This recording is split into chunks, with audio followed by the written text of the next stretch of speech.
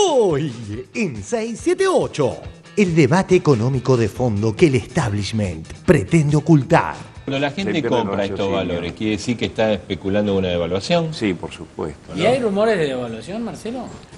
Y bueno, El gobierno argentino podría devaluar la moneda después de las elecciones legislativas de octubre. Después de las elecciones sí creo que va a haber algún cambio importante. Una devaluación corta. Marcó Del Pont. No habrá una devaluación después de las elecciones. Buscan la devaluación del tipo de cambio oficial, que sabemos cuáles son las consecuencias que trae. Las consecuencias que trae la devaluación no son ni más ni menos que la pérdida de poder adquisitivo en los que menos tienen. Un productor rural acusado de balear a integrantes de la AFIP. Vamos a Entre Ríos, donde vamos a hablar con el fiscal a cargo de la causa. ¿Estaría identificado el autor del hecho? No. Identificaron a quien disparó contra los agentes. Se trata de un productor agropecuario llamado Sebastián Eduardo Fagundes, de 39 años. ¿Estaría identificado el autor del hecho? No. ¿Ustedes secuestraron armas para poder predicar, poder cotejar? Exactamente. ¿Qué es lo que secuestraron? ¿Qué encontraron allí? Armas de fuego. Por el momento ni siquiera se los ha indagado porque no hay elementos objetivos para endilgarle a ellos la autoría del hecho. La policía allanó el domicilio de este presunto delincuente, encontró diverso tipo de armas de alto calibre, de alto impacto, de todo tipo, Magnum, Colt, pistolas 7 milímetros, es decir, un arsenal. Sí. Algunas cargadas con balas en la recámara, con evidente signo de ser usadas. Que no hay elementos objetivos para endilgarle a ellos la autoría del hecho. El diario agropecuario La Nación oculta esa condición del acusado. Balearon el auto en que viajaban inspectores de la AFIP Entre Ríos. Y continúa, el agresor estaría vinculado con el rubro turístico. A ver acá, se logró identificar al agresor, un hombre de 39 años al que se le secuestraron 4 armas de fuego en su domicilio de la calle Castelli al 1300 de Villa Elisa. En ningún momento señala que es productor agropecuario. Vuelve el show del chiste. Clarín y La Nación festejan una elección con lista única y con escasísima concurrencia. Clarín. Peralta declaró derrotada a la cámpora de Máximo Kirchner. La Nación. Peralta arrasó en la interna del PJ de Santa Cruz. La lista de Peralta por escaso margen superó la lista blanca en la interna del PJ en Santa Cruz por apenas 2 puntos de diferencia. El nivel de participación de los afiliados no superó el 30% del padrón. Máximo Kirchner no votó. El videlista Joffre y sus gustos políticos. Que me vengan a decir que no hay presos políticos en Argentina es una falacia también. Hay presos políticos en Argentina que están viviendo realmente muy mal. Los militares. Estoy hablando de los militares. Los militares. Estoy hablando de los militares. Si hay algo que yo respeto en esta Argentina de hoy, es a Lilita Carrió. Yo la respeto. Ella sabe que yo la respeto, se lo he dicho además personalmente.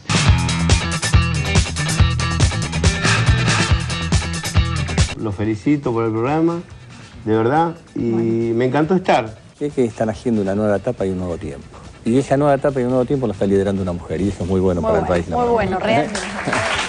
Gracias. Grito de los ojeros, que nuestra renta es sagrada. Ya corrimos a los indios, y hoy nos corre la negrada. Peronistas, patas sucias, populeros, estatistas, montoneros, kirchneristas. Antes, en aquel otro mundo distante. Otro día de impecables noticias. Una Semana Santa turística más que exitosa. Estos días feriados de Semana Santa y Malvinas generaron una altísima ocupación hotelera, beneficiando a las economías regionales. Se estima que la movilización de gente superó los 2,5 millones de personas. 2. Lograda imitación de derechoso periodista. Yo digo, ¿cómo hacer para instalar en el deseo de la gente una cosa cuando uno tiene bajo perfil? Claro. Yo estoy muy guardado. Sí. Quizás tenga que hacer alguna imitación. Quizás tenga que imitar a Nelson Castro. ¿Por ejemplo? Señora Presidenta. Señora Presidenta. Señora Presidenta. Señora Presidenta. Se estrena la película de Víctor Laplace, Puerta de Hierro. Va a haber que verla. Señora Presidenta, yo le digo, discúlpeme, le digo con todo de corazón. Señora Presidenta, le digo y desde el corazón. Señora Presidenta. Señora Presidenta, le digo con todo de corazón. le digo y desde el corazón. Quizás tenga que hacer eso. 3. Otro récord, Iván. Ahí está Messi, jugó con Tello, puede ser centro, Messi, ¡gol! Gol para completar una rueda convirtiendo 19 fechas consecutivas, Quique, todos rendidos a los pies de Messi, o mejor dicho, al pie zurdo de Messi, inmesionante.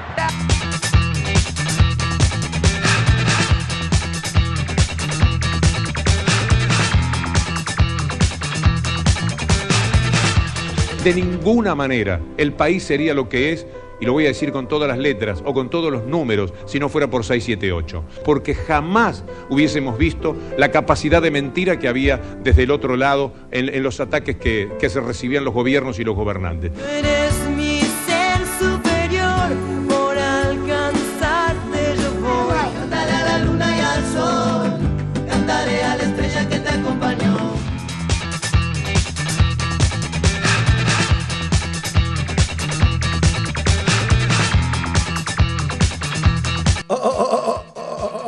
Arranca 678, un programa que no se atasca. La Panamericana intratable, mano a la capital federal, más de 6 kilómetros de demora, 7, 8 quizá, de marcha muy lenta. Es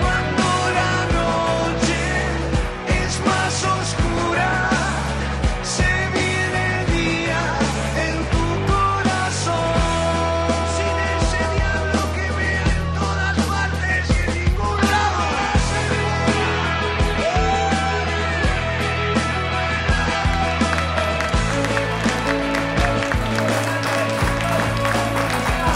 ¡Vamos todavía! Compatriotas de la Patria Grande, bienvenidos a otra edición de 678. Palma, Russo, Mosca, Barone, compañeros de Palín, buenas noches. Tenemos dos invitados, dos muchachos de brillantes credenciales en el día de hoy. Tengo a mi izquierda al diputado nacional por el Frente para la Victoria, por la Ciudad de Buenos Aires, el contador público, Roberto Feletti. ¿Qué tal? Buenas noches, ¿cómo están? Es menester decir que Roberto, además de haberse graduado en la Escuela Superior de Comercio Carlos Pellegrini y de ser hincha de River, fue viceministro de Economía, ha recorrido muchos ámbitos, mucha experiencia también, algún banco que quedó perdido en una ciudad, creo que llamada Buenos Aires. Y tengo a mi derecha a, bueno, un hombre de la justicia, ciertamente. Voy a presentar al doctor Félix Cruz primero.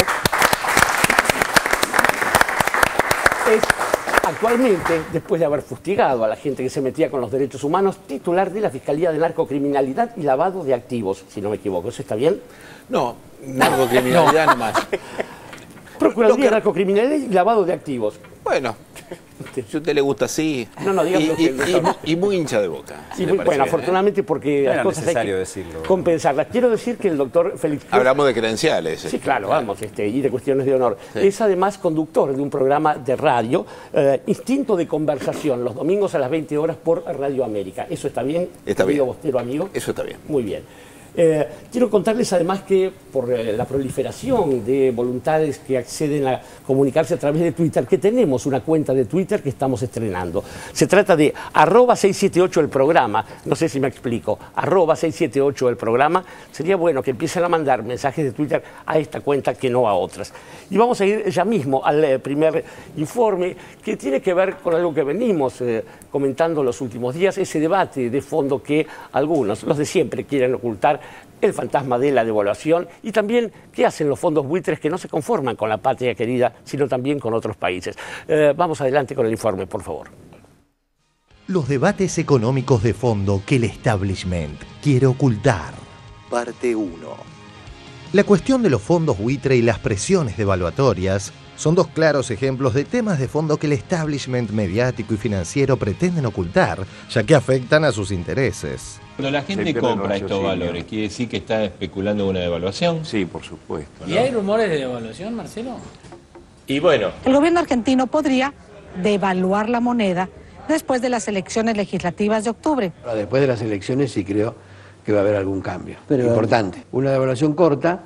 Marcó Del Pont. No habrá una devaluación después de las elecciones. La presidenta del Banco Central, Mercedes Marcó Del Pont, subrayó que el país dispone de más de 40.000 millones de dólares en reservas para administrar el mercado cambiario y evitar alteraciones bruscas y enfrentar cualquier pulseada que nos quieran hacer. Una vez por mes aparecen 2 o 3 grandes jugadores, empresas muy grandes de Argentina, y compran 3, 4 millones de dólares cada uno y hacen saltar el precio del dólar 50, 60, 70 centavos. Estos son empresas cerealeras, algunas grandes alimentarias de Argentina que quieren forzar una devaluación, que quieren forzar al gobierno a hacer una gran devaluación. Expectativa de devaluación, porque si hay gente que quiere comprar dólares a este valor altísimo es porque piensa que va a haber algún ajuste cambiario o va a haber alguna modificación de la política cambiaria. Quieren forzar una devaluación. Y expectativas de devaluación. El mercado ilegal del dólar es una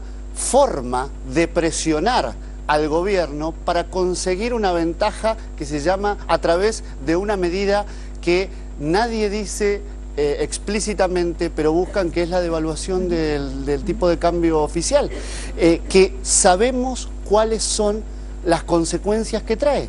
Las consecuencias que trae la devaluación no son ni más ni menos que la pérdida de poder adquisitivo en los que menos tienen. Los debates económicos de fondo que el establishment quiere ocultar. En conferencia de prensa, el vicepresidente de la Nación, Amado Boudou, y el ministro de Economía, Hernán Lorenzino, explicaron que la presentación que se hizo en Nueva York fue un escrito aclaratorio donde se exponen las condiciones en que Argentina pagaría los fondos buitres. Veamos cómo a Clarín parece haberle enojado que los funcionarios encargados de este tema coincidan entre sí en un plan en el que trabajaron juntos. Diario Clarín. El 678 del equipo económico. La química del programa 678 de la televisión pública pasa por el guiño cómplice entre sus integrantes. Alguien tira una idea y otro rápidamente la aprueba con un comentario o un sí con la cabeza. Así pasó ayer por momentos en la conferencia de prensa en Economía. El vicepresidente Amado Boudou, el ministro de Economía Hernán Lorenzino y los secretarios Axel Kicillof, Política Económica, y Adrián Cosentino, Finanzas, celebraron las frases de cada uno. El equipo se mostró cohesionado, como el elenco de 678. Dijo Hernán el otro día, y para que se queden tranquilos de Clarín, pensamos todos lo mismo, Axel, Hernán, yo, todos los que trabajamos en el equipo de la presidenta, pensamos de esta manera. Lorenzino estuvieron con Amado Boudou, el vicepresidente, en 678, y pude ver un buen tramo del programa. Me interesó rescatar particularmente una explicación que da Lorenzino sobre la manera de actuar de los fondos buitres, cómo compran y cómo quieren vender. 4 fondos buitre representan el 99,9% del total de la deuda que está siendo demandada a Argentina. Uno de ellos, NML, compró 222 millones de dólares a valor nominal por 48 millones de dólares en el mercado. Pagó 48 millones de dólares y reclama 222. Está bien. Lo más interesante es que Griesa les dijo que a esos muchachos les debemos 720 millones de dólares. ¿Por?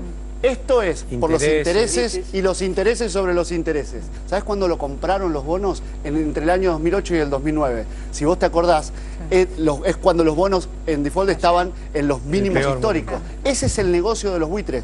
Comprar barato para vender caro. Me parece que no puede entenderse, mucho menos aún, la actitud que se tiene de quienes se manifiestan como hinchas de los fondos buitres, de quienes se preocupan sobre las repercusiones en Estados Unidos. Tapa del diario La Nación de ayer.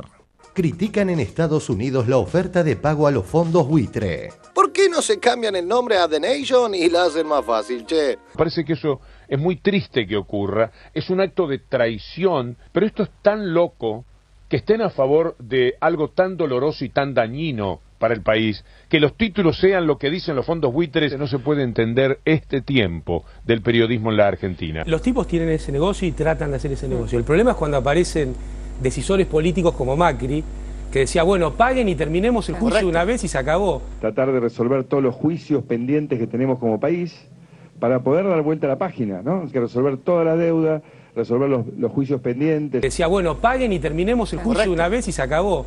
El problema es cómo se planta la Argentina frente al pedido. Los tipos está claro lo que quieren hacer, quieren llevarse puesto el mundo, quieren llevarse el mundo en sus bolsillos.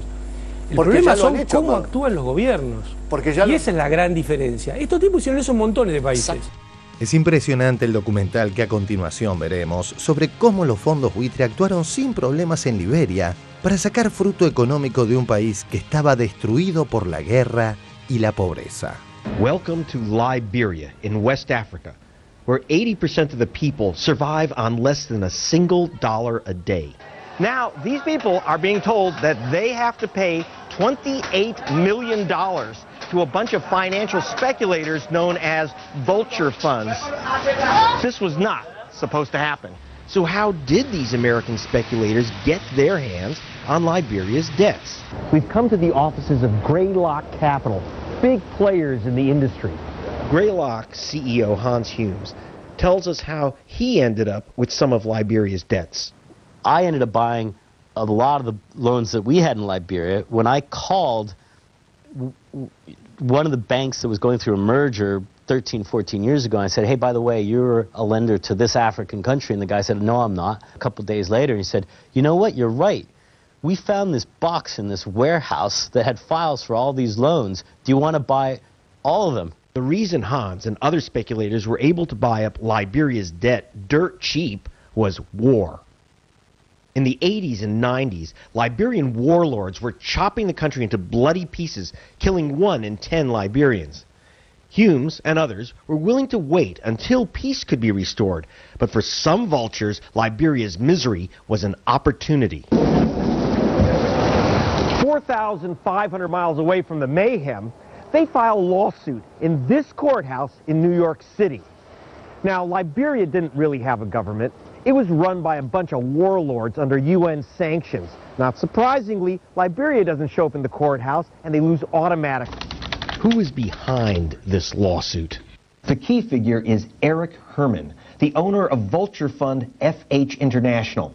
In 2007, all of Liberia's creditors, including Eric Herman, agreed to accept just 3 cents on the dollar for all that nation's debts. Then it emerged that Eric Herman had quietly transferred his part of the debt to a secretive fund called HAMSA.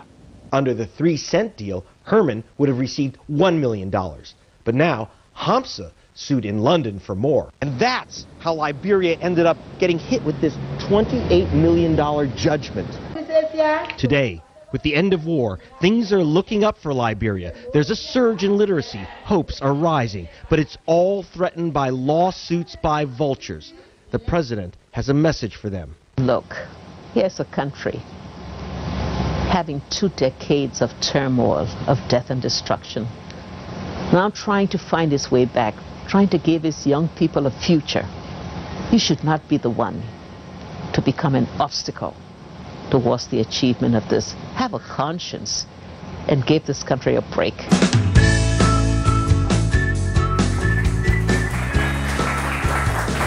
Bueno, el procedimiento parece ser siempre el mismo. Primero, ilusiones, esquivar el tema, mentir y todo lo demás. Liberia es un país con serios problemas. Roberto Feletti, ¿se puede forzar una devaluación en un país como la Argentina?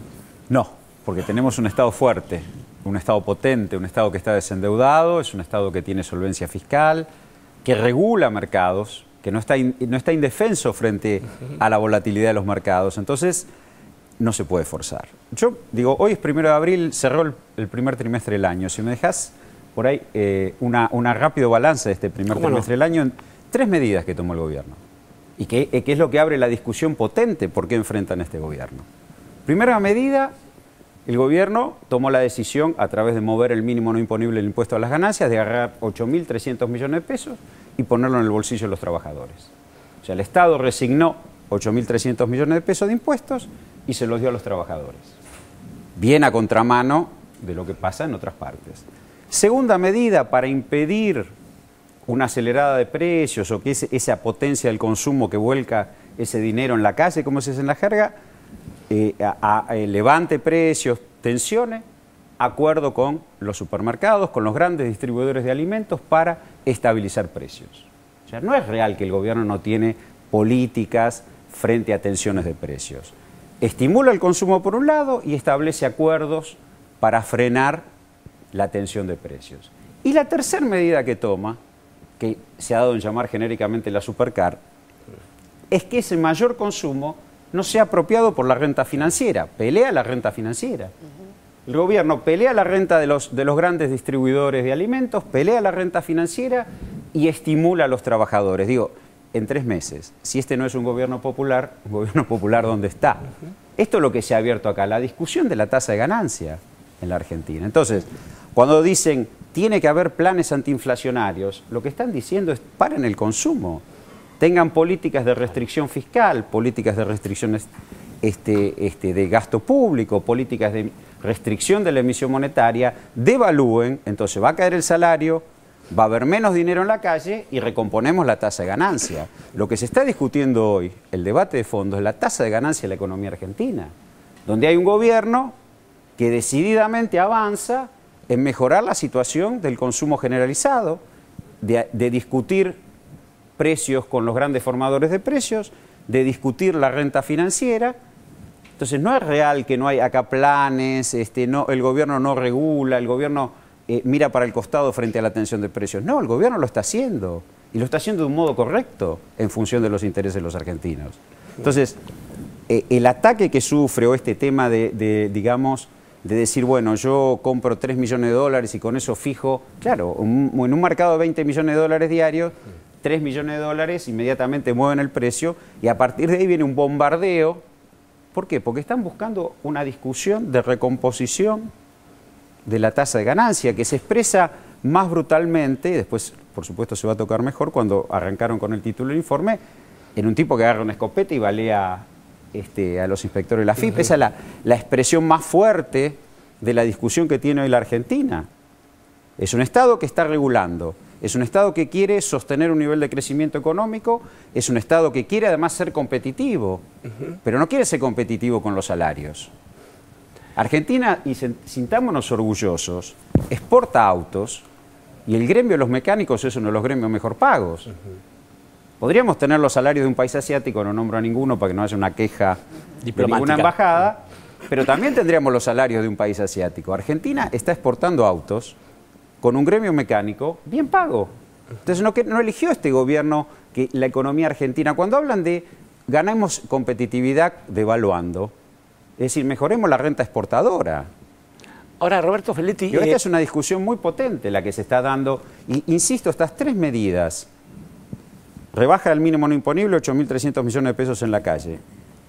Regulación a través del acuerdo de los precios de los alimentos a través de sus distribuidores. Y discusión de la renta financiera en la supercar, son 3 medidas que se tomaron que decididamente apuntan a mejorar el consumo popular. No es una discusión menor en la Argentina hoy.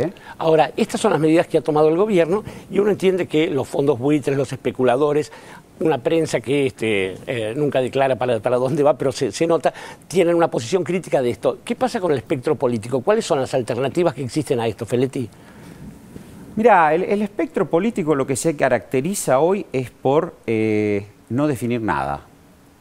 No hablar. Yo he escuchado incluso colegas diputados de la bancada de la oposición que reclaman planes antiinflacionarios. Bueno, este es un plan que está mejorando la relación del poder asalariado frente a los precios. Este es un plan. Ahora, ¿qué es el plan antiinflacionario? Un torniquete fiscal, un torniquete monetario, que dejemos de tener el gasto en educación en 6,5 del producto y llevarlo de nuevo al 3, y entonces cae el consumo y ahí se recompone la tasa de ganancia. ¿Por qué? Porque hay tipos que quieren, porque esto tiene correlación también con la acumulación de dólares. Hay tipos que quieren recuperar su inversión en 3 años, por ejemplo. Si yo compro una maquinaria y digo quiero recuperarla en 3 años en moneda dura, tengo que ganar un 33% en dólares. Eso no hay economía que lo soporte. Claro. O sea, alguien tiene que pensar que va a recuperar 10, 12 años, 8%, 10%, una tasa de ganancia razonable. Ahora, los que juegan a la volatilidad, que hay negocios atrás, están jugando a que haya una devaluación, acumular ganancia Y obviamente eso, siempre que hubo una discusión en el sector externo, la pagaron los laburantes. Por primera vez el año pasado no la pagaron los laburantes. Ahora, Félix, digamos que hay un ámbito de esta discusión económica que se traslada al plano del delito. La justicia en general no ha intervenido respecto de los grandes delitos económicos. ¿Cómo incide eso en el equilibrio de la economía en la Argentina? Sobre los números no puedo decir una sola palabra, no es mi especialidad ni mucho menos, pero evidentemente no cabe ninguna duda que la economía cuando se desmadra tiene un aspecto y una faceta delictiva. Algunos dicen que esa faceta delictiva es consustancial a cierto modelo de desarrollo capitalista que requiere que el Estado vuelva a tomar las riendas, ¿no? La pregunta concreta fue sobre los 90, Roberto, me gustaría ver qué opina sobre esto, pero algunos durante mucho tiempo sostuvieron que la corrupción de los 90 era un fenómeno que hacía la virtud o la debilidad del modelo, digamos, que existía la posibilidad de un capitalismo neoliberal que se desarrollara con o sin corrupción. Otros creían que en realidad eso era un elemento constitutivo, consustancial a ese modelo de crecimiento sin desarrollo, es decir, sin distribución del crecimiento. Yo creo que en este sentido hay una pata delictiva de un cierto modelo de crecimiento sin desarrollo que es consustancial. Y la contracara de esto es la posibilidad de combatir esa criminalidad económica como una forma de acotar ciertas prácticas que hacen que no se distribuya el crecimiento en toda la población. Nosotros vemos todo el tiempo expresiones más o menos brutales o más o menos sutiles de la criminalidad económica o de la criminalidad con un aspecto económico en el cual lo único que hace es sustraer, digamos, las capacidades productivas, la potencialidad de la economía del pueblo, ¿no? Durante largo tiempo la economía pareció ser un asunto solamente de especialistas, y es curioso esto, y estar ajena a la política. Edgardo Moca tiene ideas sobre esto y me las ha contado. Sí. No, yo quería conectar esto con una onda que circula en estos días en el país, que es la discusión sobre el acto del 24 de marzo. La discusión sobre un acto que genera odios, que pone en la picota, dice Marcelo Birmayer, un escritor en Clarín, pone en la picota, dice, a cualquiera que tuviera una actividad comercial entre el año 76 y 83. Entonces uno lee ese párrafo y dice, esto le está contestando Estela Carlotto. Pero ¿en qué sentido lo dice? No lo entiendo a Birmayer. Lo dice en el sentido de... No me entendés a mí, a Birmayer lo entendería. Lo estoy tratando de resumir. No, lo que dice Birmayer es que se construyó un mundo de buenos y malos, donde si te llevas bien con el gobierno está todo bien, lo que hiciste en la dictadura, y si te llevas mal, cualquiera que haya desarrollado una actividad comercial queda en la picota de los acusados. A mí ese texto me lleva directamente a la intervención de Estela Carlotto en Plaza de Mayo y me lleva a la presencia de Clarín, que es el lugar donde sale este artículo. Claro. Pero yo lo quiero conectar en este sentido, porque Víctor Hugo dice, ¿quiénes son estas gentuzas que festejan los problemas que tiene Argentina en un tribunal internacional al que Argentina tiene que ir porque lo dispusieron así las leyes de la época del neoliberalismo, digamos?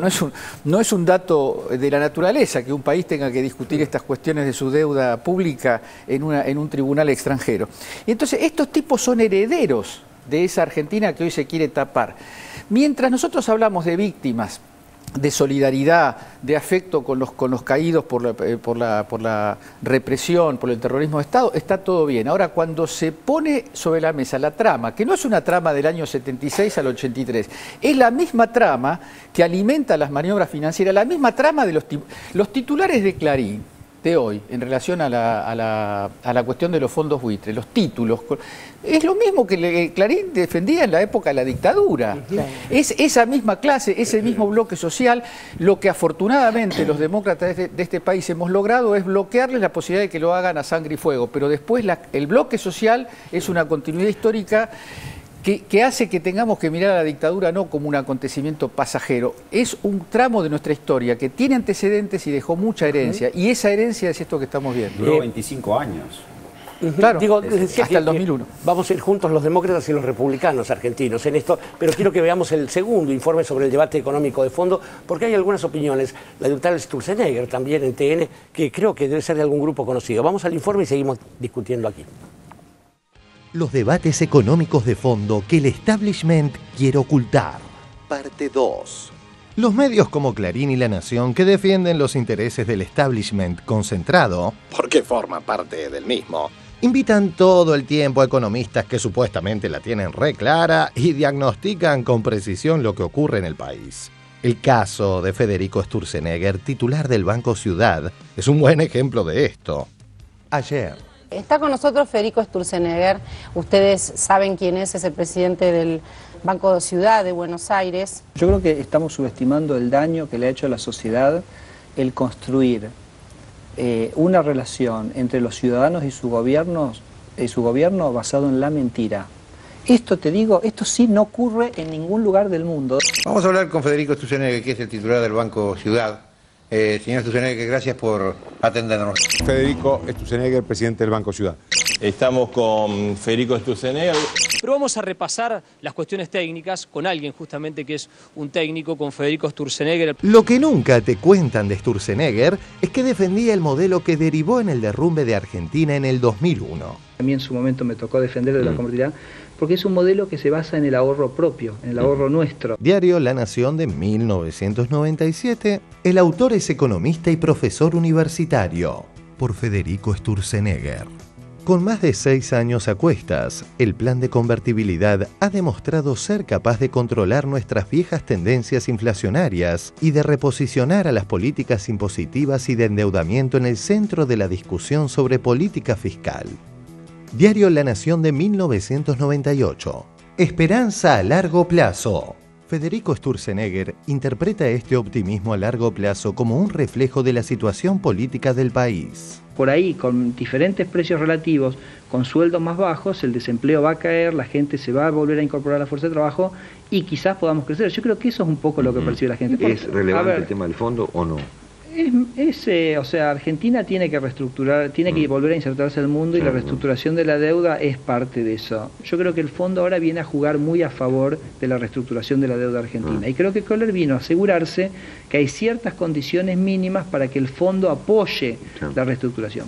Lo que también ocultan, porque es contradictorio con el mensaje que permanentemente bajan, es el éxito turístico de esta Semana Santa. Y hablamos ahora del turismo en estas mini vacaciones. Más de 2,5 millones de personas están recorriendo el país con un gasto que supera los 3.000 millones de pesos. La cantidad de turistas creció un 5,7% frente a la Semana Santa y el fin de semana del 2 de abril del año pasado. Sigamos. Los medios opositores machacan todo el día con una inflación del 25% o superior.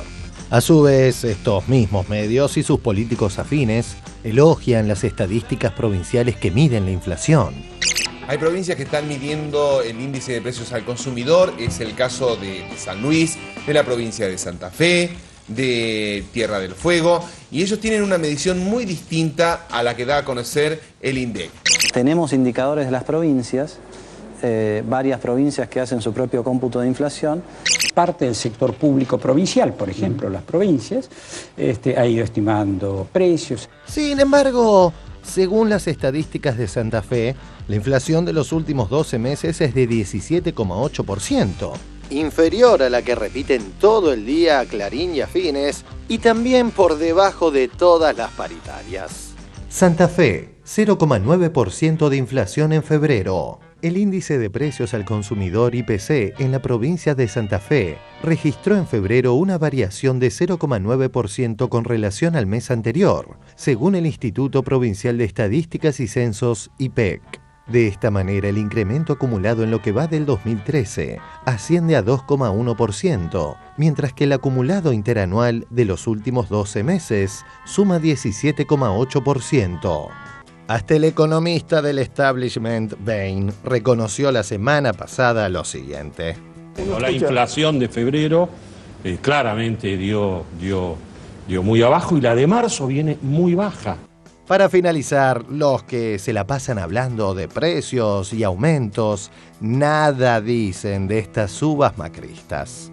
En la tapa del diario Página 12 de hoy, la aspiradora. Desde que asumió Macri, el ABL subió 1000%, los taxis 252%, los estacionamientos 250% y los subtes, solo en 2012, pueden llegar al 217%. Los incrementos son superiores a cualquier medición de la inflación. Los peajes aumentan hoy 27%. El total acumulado será del 1.300%.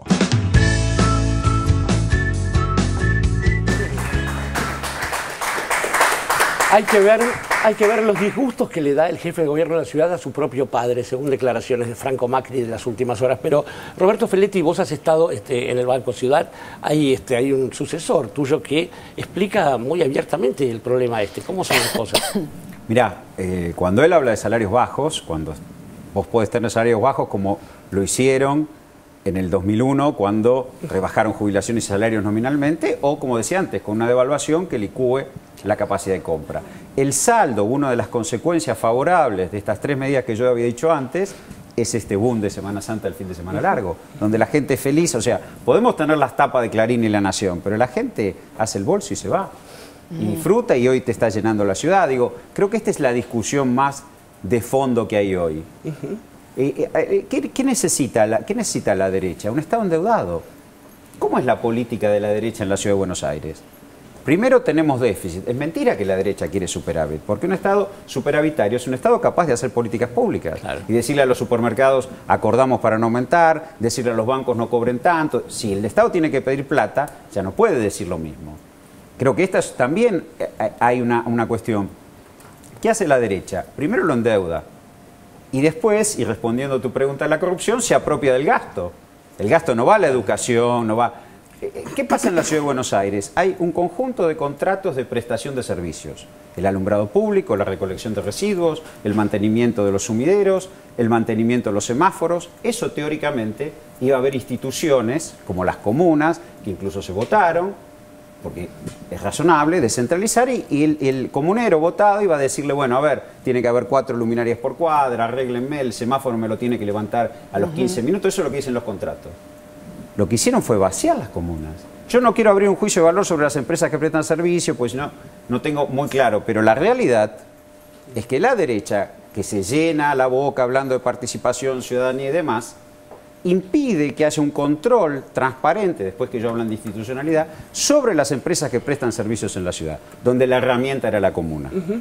Entonces, endeudo a la ciudad, tengo una política tarifaria de exclusión que se ve palmariamente en el subte, donde ya bajaron un 20% el pasaje, el nuevo aumento seguramente bajará un 15% más.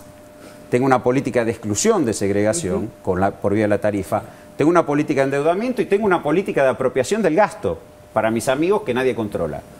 Contramano de eso vos tenés un Estado superavitario, un Estado que tiene un sistema tributario crecientemente progresivo, tenés un Estado que llevó el presupuesto educativo a los más altos de la historia argentina, y tenés un Estado que tiene una política de ingresos. Yo en esto yo me traje un machete, sé que esto está mal visto, pero... Por favor. Sobre los 40 millones de habitantes que somos, quiero contar todos los que reciben algún ingreso, son beneficiarios. Hay 5,9 millones, 5.900.000 beneficios previsionales en este país. Los asalariados, incluyendo aquellos que a algún grado trabajando menos horas, pero el grueso de los asalariados, más quienes son empleadores, quienes son patrones, que conforman 16.700.000 personas en este país, también tienen ingresos, por supuesto, por estar ocupados.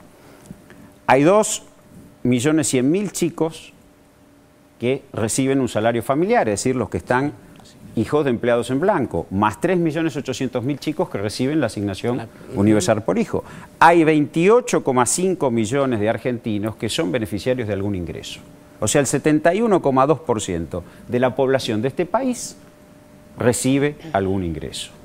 Ese es un Estado. Esa es la política de ingresos que tuvo este gobierno, garantizar que los adultos mayores, los trabajadores en actividad, los asalariados informales, los chicos y adolescentes de algún modo reciban un ingreso. Y eso se explica en los niveles de consumo que tiene la Argentina. Esto es lo que me parece, esta estructura social que se alcanzó a lo largo de todos estos años, donde tenemos la población recibiendo ingresos por alguna vía, que muchos podremos discutir si es insuficiente, si puede ir más rápido. Hay muchas cosas que podríamos discutir. Esto es lo que está en discusión hoy. La falsedad de las cifras que da la Universidad Católica sobre la pobreza, que Clarín las amplifica como si les preocupara, contrastan con esta política de ingresos donde hoy tenemos al 71,2% de la población cubierto con algún ingreso. Entonces, esto en un hogar implica un shock muy grande que se vuelca mayoritariamente, eso podemos agregar a los controles sobre canasta básica, los subsidios a las tarifas, pero digo que se vuelca mayoritariamente en una política de consumo, de expansión de la demanda. Del mismo modo que una política de expansión de las exportaciones con industria, pero que no se hace a expensa del salario. Creo que esta es la política que se está discutiendo hoy en la Argentina. Cuando se habla de endeudamiento y de la necesidad de endeudar, es impedir que un Estado haga esto. Claro. Ahora, paralelamente, se ve que, digamos, de los desatinos iniciados por el jefe de gobierno de la ciudad de Buenos Aires, el único promocionado es el de la carrera, pero se lo vende como un entretenimiento, ¿no? Digo, acá se revela claramente la protección que hay sobre este segmento del país. Sandra Russo.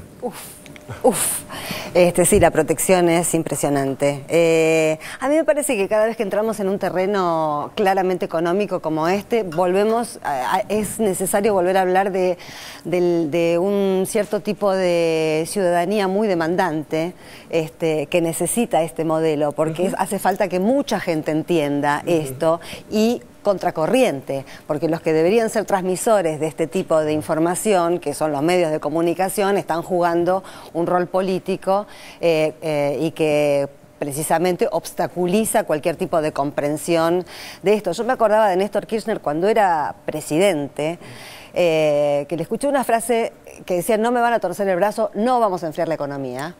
No la tenía del todo claro el significado en ese momento, pero fue como una especie de llamador en ese momento, y a partir de aquel instante empecé a asociar la cantidad de veces que se ha dicho y que hemos escuchado decir al gobierno, después ahora el de Cristina Fernández, que la economía no se iba a enfriar, porque precisamente con una economía enfriada no hubiésemos tenido este fin de semana largo, la gente prescindiría de muchísimas cosas que tienen que ver con la calidad de vida, y me parece también que esto se inserta muy profundamente en una batalla cultural. Cuando nosotros hablamos de batalla cultural, que es necesario dar y para la que hay que a veces tener paciencia y sumergirse en ámbitos o en términos que no son, por ahí a uno le interesa más hablar de política que de economía, pero no tenemos más remedio que aprender un poco de economía todos, en defensa propia, porque si uno mira Europa... No queremos competencia, te voy a decir. Pero si uno mira Europa... Es lo mismo. Convengamos que hablar de economía también es hablar de política. Por supuesto, pero a eso iba, claro. A que venimos de una batalla cultural ganada por otros. Durante 30 años la batalla cultural fue dada por otros y fue ganada por otros. Sin esa batalla cultural ganada por otros, por los que hoy representa el presidente del Banco Ciudad, por ejemplo, hubiese sido imposible aquella propaganda de la silla en dictadura, por ejemplo, que la silla nacional hoy sería inimaginable que soportáramos como argentinos ver que un producto nacional no sirve para nada, porque tenemos otro tipo de autoestima que es producto también de una batalla cultural. Y lo vemos en Europa, cuando a través del lenguaje uno detecta estas cosas, cuando se sigue hablando de rescate y no se agrega que es rescate de bancos. Parece que estuvieran rescatando a países o rescatando a pueblos, y lo único que rescatan es a entidades financieras. Absolutamente. Sí, Roberto. Compartiendo lo de Sandra, digo, es muy importante mirar los dos modelos de gestión, ¿no?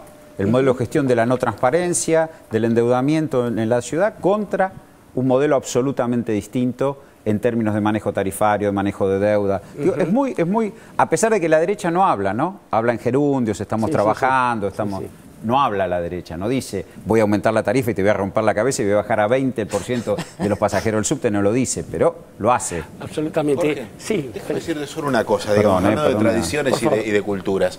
En este país, hace muchísimos años se dijo que la deuda se iba a pagar sobre el hambre y la sed de los argentinos. Esas también son nuestras tradiciones. Y esas tradiciones tienen una continuidad y llegan hasta hoy. Sobre esas tradiciones se monta la legitimidad del discurso de los que hacen negocios, porque los que sostienen que endeudarse es un buen negocio y de que endeudarse para pagar deuda es un buen negocio, no están equivocados, están haciendo negocios, porque antes, durante y después de su gestión, su intervención y su eventual éxito en esta intervención, se van a trabajar en estos tipos que ganan plata colocando deuda. Digo, lo vemos en Europa hoy. Monti, el interventor de Italia, no es sino un tipo que viene del Fondo Monetario Internacional, que es un interventor directo sobre la economía italiana. Ese es el modelo que pretenden. Los que sostienen que la Argentina tiene que endeudarse para crecer, y que no lo hacen porque están equivocados. Y su ideología es la ideología de su propio negocio y del negocio de su grupo, de la transnacional de las finanzas. Es una gran ingenuidad sostener que este es un debate, solo un debate cultural. Es un debate de euros, de dólares y de guita. Claramente sí, Félix no es hijo de Mitre, como se decía en otras épocas, sino todo lo contrario. Pero además esto llega, este debate llega a niveles delincuenciales. Quiero que vayamos a un informe, porque en la querida provincia de Entre Ríos hubo alguien que se enojó claramente con los inspectores de AFIP. A tal punto se enojó que los baleó. Y tenemos una primicia que les voy a contar después del informe. Veamos primero de qué estamos hablando y después les cuento. Productor agropecuario de Entre Ríos, acusado de balear a inspectores de la AFIP. El sábado en Entre Ríos, en la localidad de Villa Elisa, inspectores de la AFIP habían estado relevando información en distintas propiedades de la zona. Cuando se retiraban, fueron baleados, pero baleados 23 tiros encontraron, marcados en la camioneta en la cual se desplazaban. Fueron baleados desde una camioneta muy importante. Fue identificado el conductor de esta camioneta, que aparentemente es un productor rural de la zona. Identificaron a quien disparó contra los agentes. Se trata de un productor agropecuario llamado Sebastián Eduardo Fagundes, de 39 años. Un hombre que habría tomado amigo de quienes habían sido inspeccionados y que temía ser inspeccionado también, y fue denunciado ante la justicia. Obviamente intervino una fiscalía que hicieron un allanamiento en la casa de este propietario rural, encontraron las armas con las cuales se había disparado aparentemente a la camioneta de los inspectores de la AFIP, pero fue liberado por falta de elementos probatorios de que él hubiese sido el responsable directo.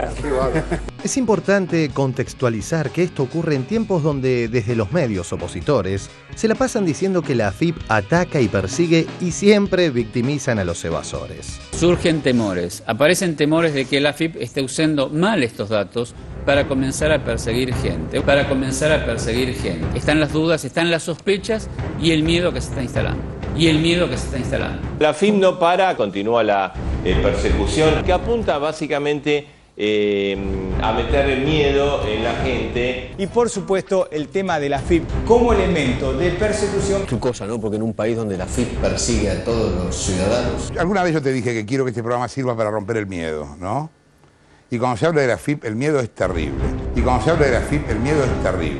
Facebook de Sebastián Eduardo Fagundes, productor agropecuario acusado de balear a inspectores de la AFIP Entre Ríos. A ver, programa de televisión que le gusta, el de Jorge Lanata, bien. Y cuando se habla de la AFIP, el miedo es terrible. Obviamente el diario agropecuario La Nación oculta tal condición del acusado de disparar. Balearon el auto en que viajaban inspectores de la AFIP Entre Ríos. Y continúa, el agresor estaría vinculado con el rubro turístico. A ver acá, se logró identificar al agresor, un hombre de 39 años al que se le secuestraron 4 armas de fuego en su domicilio de la calle Castelli al 1300 de Villa Elisa. En ningún momento señala que es productor agropecuario. Pese a que la policía local encontró rápidamente al acusado, el fiscal Blanc utilizó argumentos muy poco claros para liberar al productor agropecuario. Vamos a Entre Ríos, donde vamos a hablar con el fiscal a cargo de la causa. ¿Estaría identificado el autor del hecho? No. Se trata de un productor agropecuario llamado Sebastián Eduardo Fagundes, de 39 años. ¿Estaría identificado el autor del hecho? No. Se detectó en el vehículo que se conducían 23 impactos que son perdigones. Es decir, evidentemente se utilizó algún tipo de escopeta, que se efectuó 2 o 3 disparos y eso emite los perdigones. ¿Ustedes secuestraron armas para poder predicar, poder cotejar? Exactamente. ¿Qué es lo que secuestraron? ¿Qué encontraron allí?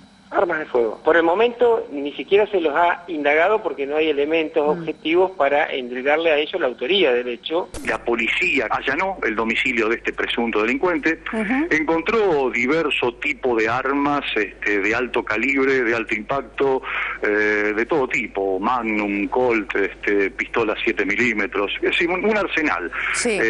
Algunas cargadas con balas en la recámara, con evidente signo de ser usadas. Que no hay elementos objetivos para endilgarle a ellos la autoría del hecho. Las balas impactaron la parte trasera del vehículo, traspasaron la chapa, traspasaron todos los plásticos y también traspasaron los maletines llenos de papeles. De no haber mediado estos maletines detrás de la camioneta, alguna bala hubiera impactado en alguno de los dos inspectores que iban atrás.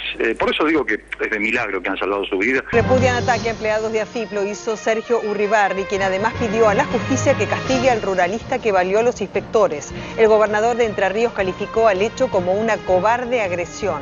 Son resabios de otras épocas donde hay gente que se siente ajena a contribuir al interés de todos, que en definitiva implica pagar impuestos por el hecho de que son inspectores de la AFIP, ¿no? Como en el pasado algunos sectores se veían beneficiados por la no injerencia del Estado, de un Estado ausente, un Estado que no intervenía, un Estado que no controlaba, parece que les quedó el gen de la memoria en ese sentido y no han visto las transformaciones que se han dado en los últimos 10 años.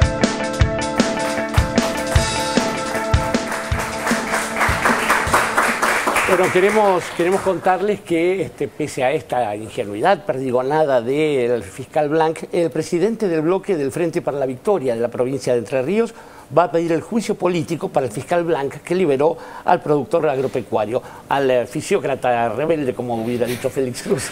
Sí, es un fisiócrata telúrico.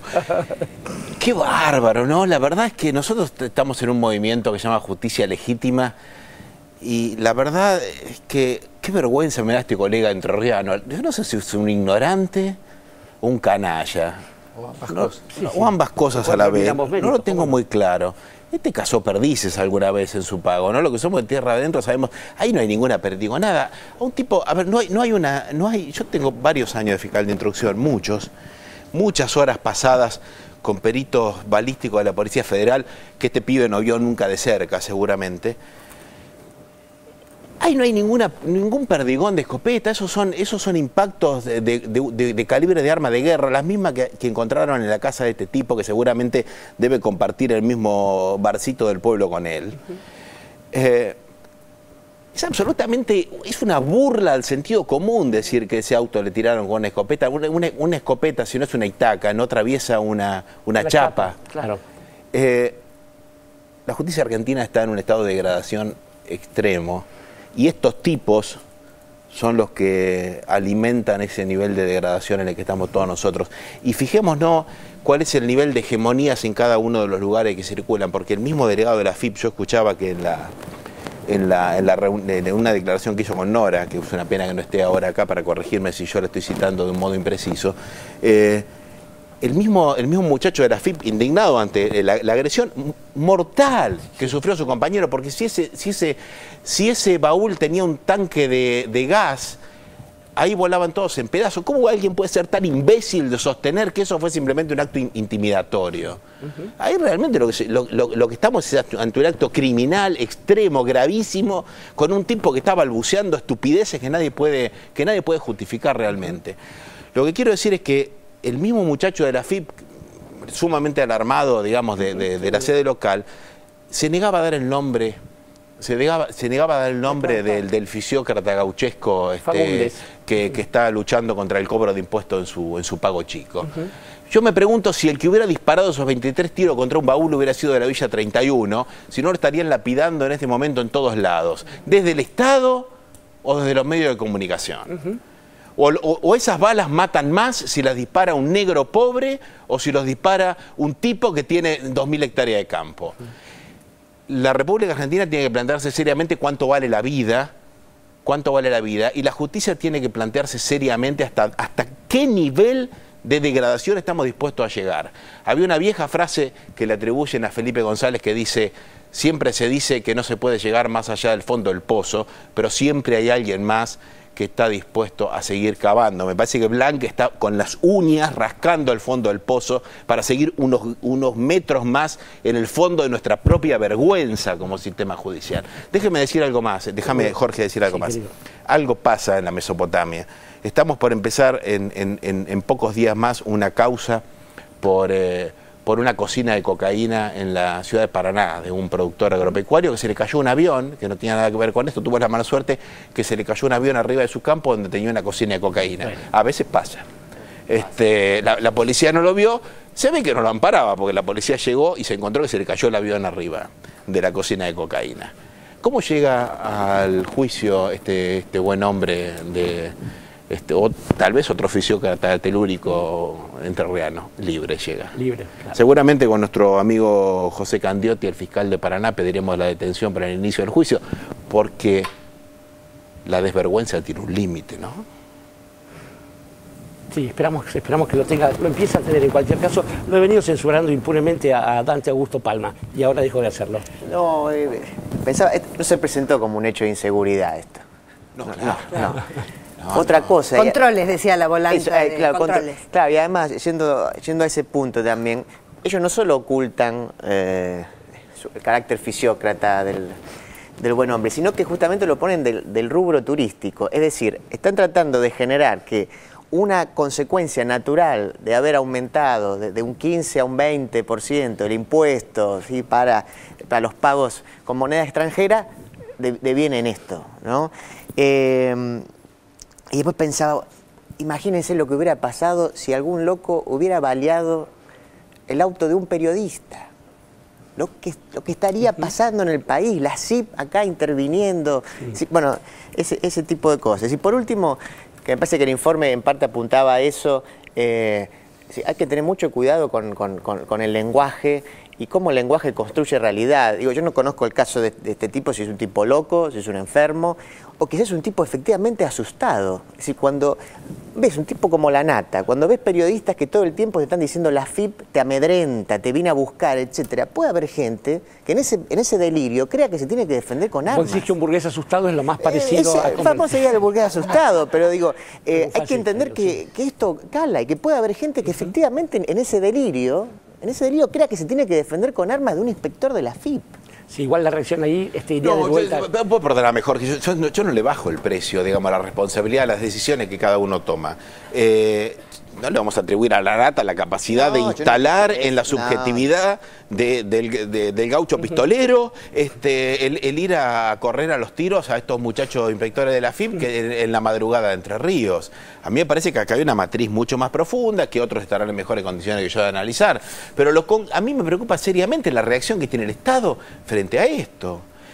Y porque esto, digamos, atraviesa fuertemente la capacidad de instalar un sistema democrático y una república de la que tanto se llenan la boca. En serio. Acá hay 4 personas de la FIP que simplemente van a hacer un control en un lugar del país, los corren a tiros y el Estado reacciona bajándole el precio y banalizando que alguien le tiren más de 20 tiros sobre su auto con arma de grueso calibre. Se allana la casa de la persona sospechada y después alguien muy suelto de cuerpo sale a decir que no hay un sospechoso. El allanamiento es una de las medidas de avance sobre garantías constitucionales más delicada que existe en la Constitución argentina y en la de todo el mundo. Desde el año 1200 en Inglaterra, que se sostiene que la morada de una persona, así sea una choza, es un lugar, es un templo inviolable. Para avanzar sobre eso tiene que haber un estado de sospecha muy importante. Y después este muchacho sale diciendo que no hay un sospechoso del hecho. Digo, francamente, sáquenle la matrícula, sáquenle el título. Vamos a recordar, Félix, que por el amor de Dios. Vamos a recordar que un diputado del Frente para la Victoria de la provincia de Entre Ríos, bueno, se ha encargado del asunto con, ¿cómo se llamaba? Sebastián Fagundes, y va a pedir el juicio político para el fiscal Blanc. Digo, es un paso adelante. Sí, Fagundes me parece que es el Fagundes es el gaucho pistolero, digamos. Claro. Pero a ver, lo de fiscal Blanc, a mí me preocupa, digamos, el fiscal Blanc, en fin, es un personajes de los 15 minutos de celebridad de Andy Warhol. Celebridad en este caso. Sí. En fin, un personaje intrascendente, salvó porque esto. Me parece que es sintomático. Es emergente de otra cosa. Es emergente de cómo se trama y se entrama el poder en la República Argentina alrededor de estas cuestiones, ¿no? También una reacción como la de este fiscal es violencia institucional. Pero no te quepa duda. Sí, claro. Esto es, digamos, a ver, el Poder Judicial lo que hace en estos casos es transformarse en el brazo perfumado y encorbatado de la misma violencia que un escalón más abajo ejercen otras formas en las que el Estado se expresa de un modo brutal, ¿no? Pero veamos también cómo ha sido narrado todo esto y cómo se desnaturaliza absolutamente todo desde el comienzo. ¿Qué es el cobro de impuestos? ¿Quién lo impide? Bueno, es la capacidad del Estado de regular. Estamos discutiendo. Yo no creo que sea tan subjetivo esto. Me parece que es una reacción que inclusive hasta quiere ser tratada como ejemplificadora. Miren lo que pasa si quieren regular. Si quieren regular, claro. Miren lo que pasa si quieren regular. Casi están justificando agarrar a alguien a tiros. Justamente digo, no fue a cualquiera. Yo estoy de acuerdo con vos, Félix. Yo no estoy diciendo que la nata tuvo la culpa. Lo que estoy diciendo es que justamente fue a un inspector de la FIP. O sea, en un contexto donde la FIP está siendo todo el tiempo demonizada.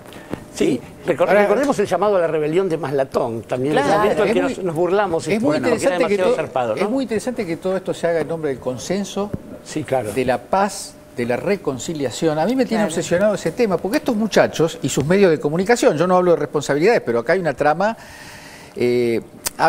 Vos decías, esto es sintomático de un lugar que está ocupando cierto sector de la justicia y es sintomático de cómo se arma la trama discursiva justificatoria de esto que bien decía Roberto, es una especie de escarmiento. Claro. Acá no vengan más, acá no del vengan Estado, más, del impuesto no queremos ni hablar. Y creen que eso es defender los propios derechos individuales. Perdón, un comentario. Escuchemos a Bussi, el líder de la Federación Agraria, diciendo y advirtiendo que se van a juntar en el mismo lugar que la 125 y pidiendo que no exporten. Que por supuesto con Inagro salió a frenarlo porque el pequeño tiene que exportar. Pedía que no exporten. ¿Por qué? Porque es la forma de estrangular al Estado. Así es.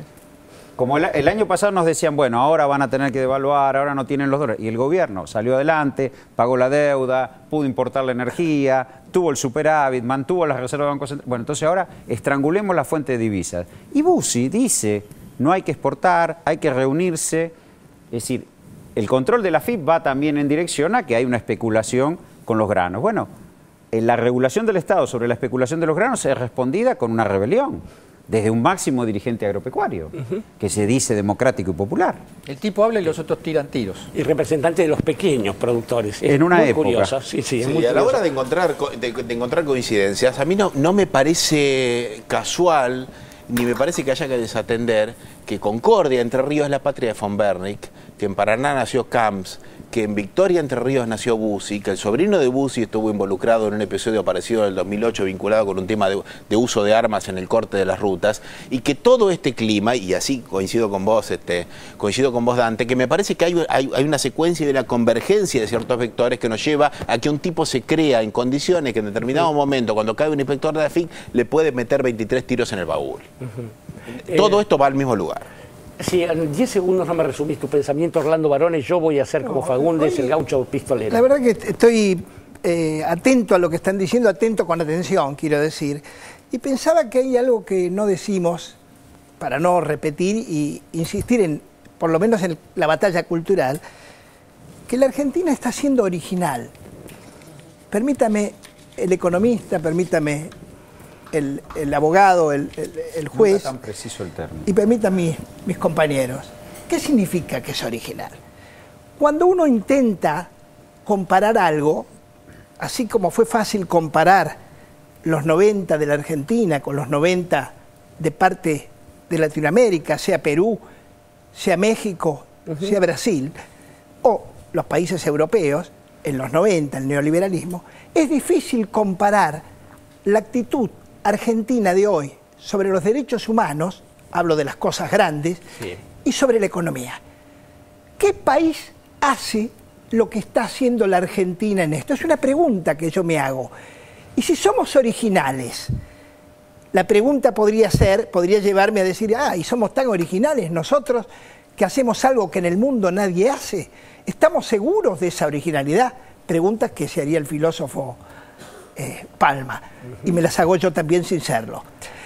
Y yo creo que esa originalidad tiene que ver con la batalla cultural para tratar de convencernos, porque todo lo que han dicho ustedes, lo que han sacado, extractado de los informes, es la desvergüenza de los argumentos de los otros. Se trate de la violencia física, o se trate de la violencia económica, o se trate, como dijo Moca, del ocultamiento de las orientaciones populares de la Argentina. Entonces me pregunto, si el pueblo comprende, hago esta última apreciación y pregunta también, ¿el pueblo comprende esto que está sucediendo, que es original, que es una muestra de soberanía, vamos a llamarle de autonomía autoral?